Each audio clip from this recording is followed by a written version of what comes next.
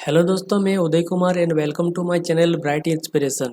दोस्तों, आज मैं बताने वाला हूं कि एसकेएमयू यूनिवर्सिटी के सेमेस्टर 2 बॉटनी एमडीसी एग्जाम 2024 के इम्पोर्टेंट क्वेश्चन से रिलेटेड। तो दोस्तों, टाइम को न गवाते हुए वीडियो को शुरू करते हैं। फर्स्ट इंपॉर्टेंट क्वेश्चन पे आते हैं दोस्तों। फर्स्ट इंपॉर्टेंट क्वेश्चन है कि discuss verify the criteria and classification of angiosperm. यानी एंजियोस्पर्म के समूह में लगभग 410 कुल फैमिली, 10,000 वंश और लगभग 25,000 जातियां हैं। पादप समुदाय का यह सर्वाधिक विकसित वर्ग माना जाता है, जो प्रायः प्रत्येक प्रकार के जलवायु तथा वास स्थान में मिलते हैं। आवृत्ति बीजीय पौधों की उत्पत्ति आज से लगभग 6.5 करोड़ वर्ष पूर्व क्रिटेशियस काल में हुई थी तथा ये पौधे उस समय भी आज की भांति पूर्ण रूप से विकसित थे। कुछ वैज्ञानिक जैसे एच थॉमस 1963 का मत है कि एंजियोस्पर्म समुद्र के किनारे जिम्नोस्पर्म से उत्पन्न हुए थे। तो दोस्तों, एंजियोस्पर्म की कुछ सामान्य लक्षण इसके बारे में जानते हैं। फर्स्ट है, यह पादप का सबसे बड़ा वर्ग है। इसके वास स्थल इस सभी प्रकार के होते हैं। इनका माप सूक्ष्मदर्शी वुल्फिया से लेकर सबसे ऊंचे वृक्ष यूकेलिप्टस तक होता है। एंजियोस्पर्म को दो वर्गों में द्विबीजपत्री या एक बीजपत्री में विभाजित किया गया है। द्विबीजपत्री पौधों के बीजों में दो बीज होते हैं, जबकि एक बीजपत्री पौधों के बीज में एक बीजपत्र होता है। मुख्य पौधा बीजोन्मुख होता है, जो जड़, तना व पत्तियों में बटा होता है। ऊतक तंत्र पूर्णतः विकसित होता है। सभी पौधों में उनके जीवन के किसी न किसी चरण में फूल आते हैं। फूल पौधे के प्रजनन अंग है, जो उन्हें आनुवंशिक जानकारी के आदान प्रदान का साधन प्रदान करते हैं। पुष्प प्रायः द्विलिंगी होते हैं। फूल दोहरे और तिहरे संलयन से गुजरते हैं, जिसे द्विगणित युग्मनज और भ्रूणपोष का निर्माण होता है। पुष्पी पौधों में यह मुख्य पौधा बीजोन्मुख होता है। यह द्विगुणित होता है, अनुगुणित अथवा युग्मक में होते हैं। अब वर्गीकरण के प्रकार।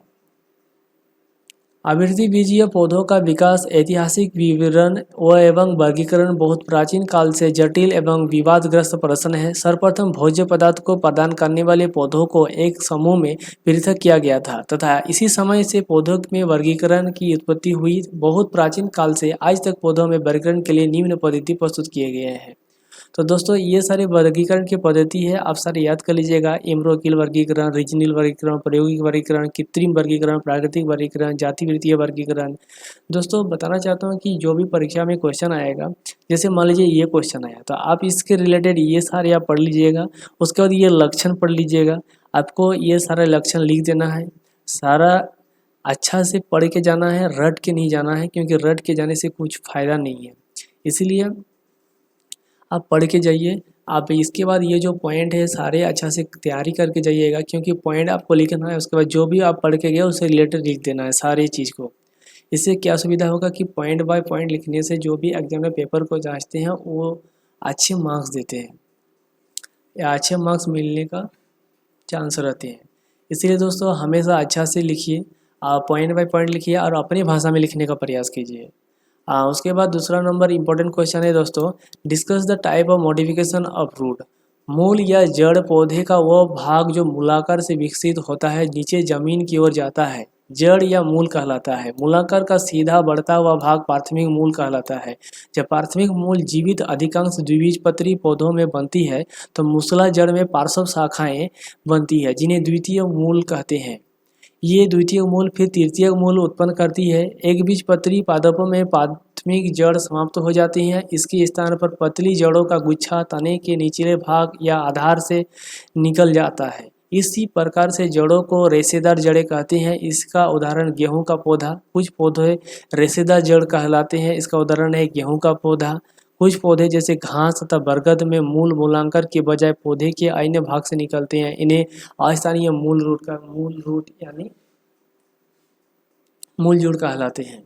दोस्तों, आप ये जो मूल जड़ है ये भी एक इम्पोर्टेंट क्वेश्चन है। आप इसको अच्छा से पढ़ लीजिएगा कि मूल जड़ किसके बारे में बात कर रहा है। ये आप अच्छा से अपनी भाषा में परीक्षा में लिखना है, इसलिए इसको ऐसे पढ़िए कि अपने भाषा से परीक्षा में लिख सके। अब उसके बाद ये सारा लिखने के बाद जड़ों का वर्गीकरण कर लेना है।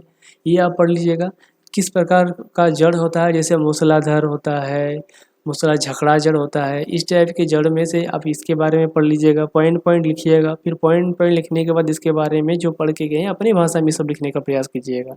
इससे क्या होता है कि मार्क्स ज़्यादा आने का चांस होता है। दोस्तों, ध्यान रखिएगा।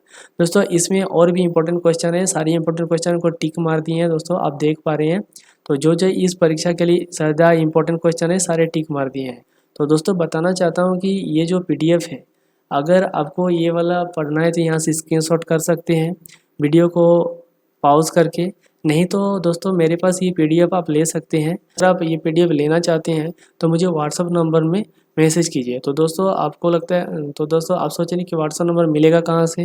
दोस्तों वीडियो के लास्ट में एक नंबर दिया गया है, उसी नंबर से आपको मैसेज करना है, बटनी MDC। आप मैसेज कीजिए व्हाट्सअप में, आपको PDF प्रोवाइड करा दूँगा। तो दोस्तों ये जो PDF है पूरा मेरे पास अवेलेबल है, इसीलिए दोस्तों अगर आप इंटरेस्ट है तो आप ले सकते हैं। तो दोस्तों आज तक के लिए इतना ही। तब तक के लिए थैंक यू। जय हिंद। दोस्तों चैनल को सब्सक्राइब कीजिएगा। जय हिंद, जय भारत दोस्तों।